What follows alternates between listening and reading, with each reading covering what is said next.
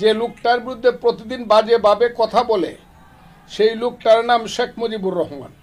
তার সম্পর্কে বাজে বাজে কথা বলে মুজিববাদকে লাথি দিয়ে ফালাইয়া দিমু বা উত্তরের সংবিধানকে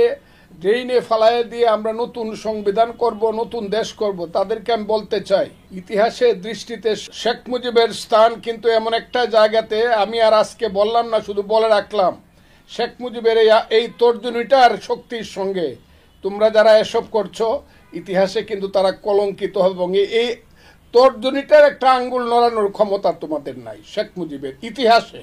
আমি তো দেখছি যে তোমরা তো কেউ কেউ ছাত্র, প্রায় সবাই ছাত্রলীগ করতা, নাকি ছাত্রলীগে তোমরা অনুপ্রবেশ করেছিলে।